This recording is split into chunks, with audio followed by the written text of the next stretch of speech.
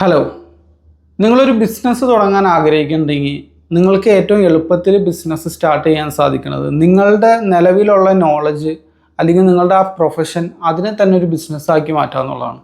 നിങ്ങളുടെ നോളജ് വാല്യുബിളാണ്. എന്തെങ്കിലും ഒരു പ്രത്യേക വിഷയത്തിൽ നിങ്ങൾക്ക് എന്തെങ്കിലും അറിവ്, കഴിവ് അല്ലെങ്കിൽ പരിചയ സമ്പത്ത് നിങ്ങൾക്ക് ഉണ്ടെങ്കിൽ അതിനെ ബിസിനസ്സാക്കി മാറ്റലായിരിക്കും കുറേ കൂടി നിങ്ങളുടെ കേസിൽ എളുപ്പം. കാരണം എന്താണെന്ന് വെച്ച് കഴിഞ്ഞാൽ പല പ്രൊഫഷണൽസിനും ഒരു ഉദാഹരണം ഞാൻ പറയുകയാണെങ്കിൽ ഇപ്പോൾ നിങ്ങളൊരു ഡോക്ടറാണെന്ന് വിചാരിക്കുക.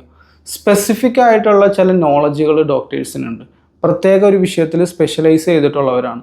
അപ്പോൾ ഈ നോളജ് സീക്ക് ചെയ്യാൻ വേണ്ടിയിട്ട് ഒരുപാട് കസ്റ്റമേഴ്സിനെ, ഒരു ഡോക്ടറുടെ ഭാഷയിൽ പറഞ്ഞു കഴിഞ്ഞാൽ പേഷ്യൻസിനെ അവൈലബിൾ ആയിരിക്കും മാർക്കറ്റിൽ നിന്ന് തന്നെ. ഇവിടെ ഒരു 1-on-1 ആയിട്ട് ഒരു ഡോക്ടർ ഈ ഒരു പേഷ്യൻറ്റിനെ ട്രീറ്റ് ചെയ്യാൻ നേരത്ത് ടൈം ലിമിറ്റഡ് ആണ്.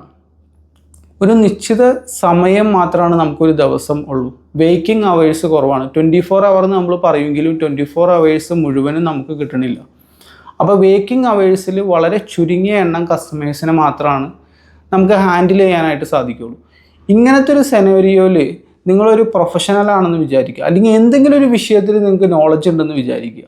ഒരു കഴിവ് നിങ്ങൾക്കുണ്ട്. ആ കഴിവിനെ ഡിജിറ്റൽ പ്രൊഡക്റ്റുകളാക്കി മാറ്റണം.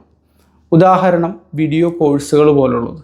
ഇതിൻ്റെ ഗുണം എന്താണെന്ന് വെച്ച് കഴിഞ്ഞാൽ നമ്മളുടെ വേക്കിംഗ് അവേഴ്സ് പറഞ്ഞല്ലോ, വളരെ കുറച്ച് മാത്രമേ ഉള്ളൂ. 24 അവറിൽ കുറച്ച് വേക്കിംഗ് അവറാണ് നമുക്ക് കിട്ടുള്ളൂ. നമുക്ക് എത്ര ആളുകളെ വേണമെങ്കിലും സർവ് ചെയ്യാം. നമുക്ക് ഡിജിറ്റൽ പ്രൊഡക്റ്റുകളാക്കി വെച്ച് അതിനെ ഓട്ടോമേറ്റ് ചെയ്യാനായിട്ട് സാധിക്കും. അതേസമയം 1-on-1 ആയിട്ട് നമ്മൾ ഒരു ഉദാഹരണം, നിങ്ങളൊരു കൺസൾട്ടേഷൻ സർവീസ് കൊടുക്കുകയാണെങ്കിൽ ടൈം ലിമിറ്റഡ് ആണ്. അതല്ല, നമുക്ക് എത്ര കസ്റ്റമറെ കണ്ടെത്താൻ സാധിച്ചാലും നമുക്ക് വിൽക്കാനായിട്ട് സാധിക്കണം. പക്ഷേ ടൈം എന്ന് പറഞ്ഞ റിസോഴ്സ് ലിമിറ്റഡ് ആയതുകൊണ്ട് അധിക മേഖലയിലുള്ള, അധിക പ്രൊഫഷനിലുള്ള ആളുകളും ഈ ഒരു കസ്റ്റമറുടെ എണ്ണം ഹാൻഡിൽ ചെയ്യാൻ അവർക്ക് സാധിക്കില്ല. അങ്ങനത്തെ ഒരു സെനേരിയയിലൂടെയാണ് നിങ്ങൾ പോകണമെങ്കിൽ നിങ്ങൾക്ക് ചെയ്യാൻ പറ്റുന്ന ഒരു കാര്യമാണ് നിങ്ങളുടെ ആ പ്രൊഫഷനെ തന്നെ ഡിജിറ്റൽ പ്രൊഡക്റ്റാക്കി മാറ്റുക. ആ നോളജ്, ആ പ്രൊഫഷണൽ നോളജ് ഉണ്ടല്ലോ, ആ നോളജിനെ നിങ്ങൾ ഡിജിറ്റൽ പ്രൊഡക്റ്റാക്കി മാറ്റുക. ഇത് പ്രൊഫഷണൽസിന് മാത്രമല്ല, അല്ലാത്തവർക്കും സാധിക്കും. ഇപ്പം നിങ്ങളൊരു ട്രാവൽ വ്ളോഗറാണെന്ന് വിചാരിക്കുക. നിങ്ങൾക്ക് ഡിജിറ്റൽ പ്രൊഡക്റ്റുകൾ ഇറക്കാം. നിങ്ങൾക്ക് എന്തെങ്കിലും സോഷ്യൽ മീഡിയ ഇൻഫ്ലുവൻസർ ആയിരിക്കുക. നിങ്ങൾക്ക് ഓൾറെഡി ഓഡിയൻസ് ഉണ്ടായിരിക്കുക. ആ ഓഡിയൻസിന് നിങ്ങളുടെ ഡിജിറ്റൽ പ്രൊഡക്റ്റുകൾ സെല് ചെയ്യാനായിട്ട് സാധിക്കും. അപ്പോൾ ഡിജിറ്റൽ പ്രൊഡക്റ്റുകളുടെ സാധ്യത എന്ന് പറഞ്ഞു കഴിഞ്ഞാൽ വളരെ വലുതാണ്. പ്രത്യേകിച്ച് നമ്മൾ ഇന്ന് ഡിജിറ്റലി കണക്റ്റഡ് ആയിട്ടുള്ള ഈ ലോകത്ത് സോഷ്യൽ മീഡിയ ഉപയോഗിച്ച് നിങ്ങൾക്ക് ധാരാളം കസ്റ്റമേഴ്സിനെ കണ്ടെത്താനും സാധിക്കും.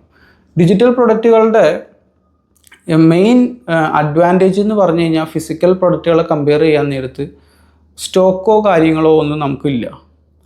ഇപ്പോൾ ഒരു പീസ് ഓഫ് മൈൻഡാണ്. നിങ്ങളൊരു 10 ലക്ഷം രൂപ മുടക്കി ഒരു ബിസിനസ്സിലേക്ക് ഇറങ്ങിയെന്ന് വിചാരിക്കുക.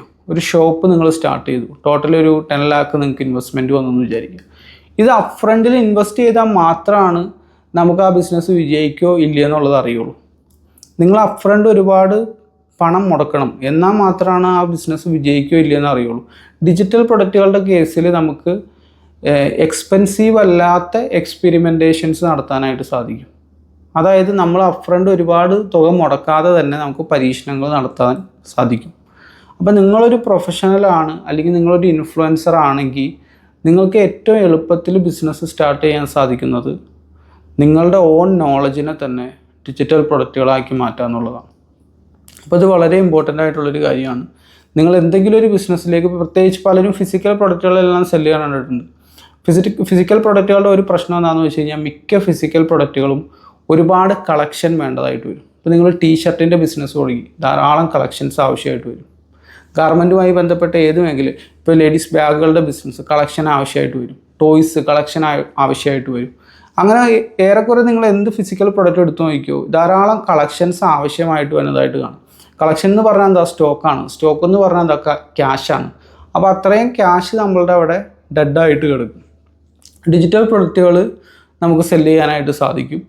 നിങ്ങൾക്ക് സോഷ്യൽ മീഡിയ ഉപയോഗിച്ച്, സോഷ്യൽ മീഡിയ വഴി ഇന്ന് ഇത്രയും കണക്റ്റഡ് ആയിട്ടുള്ള ഈ ലോകത്ത് സോഷ്യൽ മീഡിയ ഉപയോഗിക്കാതിരിക്കുക എന്ന് പറഞ്ഞാൽ തന്നെ വലിയൊരു അബദ്ധമാണ്. കാരണം ഇത്രയും കസ്റ്റമേഴ്സിലേക്ക് എത്താൻ പറ്റിയ വേറെ പ്ലാറ്റ്ഫോം വേറെ ഒന്നുമില്ല നിലവിൽ ഇതുവരെ. ഇനി വന്നേക്കാം, പക്ഷെ നിലവിലിപ്പോൾ സോഷ്യൽ മീഡിയയാണ് ഏറ്റവും നല്ല പ്ലാറ്റ്ഫോം എന്ന് പറയുന്നത്. കസ്റ്റമറെ കണ്ടെത്താനായിട്ടുള്ള മാർക്കറ്റിംഗ് പ്ലാറ്റ്ഫോം സോഷ്യൽ മീഡിയയാണ്. സോഷ്യൽ മീഡിയ ഉപയോഗിച്ച് നിങ്ങൾക്ക് ഡിജിറ്റൽ പ്രൊഡക്റ്റുകൾ സെല് ചെയ്യാനായിട്ട് സാധിക്കും. ഇത് നിങ്ങളുടെ ആ നോളജിനെ, നിങ്ങളുടെ അറിവിനെ, നിങ്ങളുടെ കഴിവിനെ ഡിജിറ്റൽ പ്രൊഡക്റ്റ് ആക്കി മാറ്റുമ്പോൾ വേറൊരു ഗുണം എന്താണെന്ന് വെച്ച് കഴിഞ്ഞാൽ ഈ ബിസിനസ് ലൊക്കേഷൻ ലിമിറ്റഡ് ആയിട്ടുള്ളൊരു ബിസിനസ് അല്ല.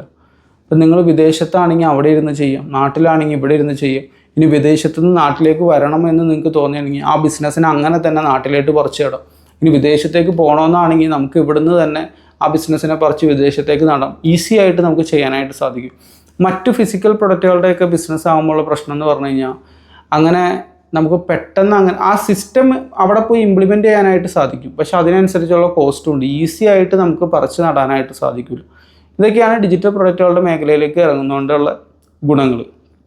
അപ്പോൾ നിങ്ങളൊരു പ്രൊഫഷണലാണ്, നിങ്ങൾക്ക് ഡിജിറ്റൽ പ്രൊഡക്റ്റുകളുടെ ബിസിനസ്സിലേക്ക് ഇറങ്ങണമെന്നുണ്ടെങ്കിൽ ഞാൻ താഴെ എൻ്റെ വാട്സപ്പ് ലിങ്ക് കൊടുത്തിട്ടുണ്ട്, അതിൽ ജോയിൻ ചെയ്യാം. ട്രെയിനിങ് പ്രോഗ്രാമിൻ്റെ ഡീറ്റെയിൽസും കാര്യങ്ങളും എല്ലാം നിങ്ങൾക്ക് അതിൽ അറിയാനായിട്ട് സാധിക്കും.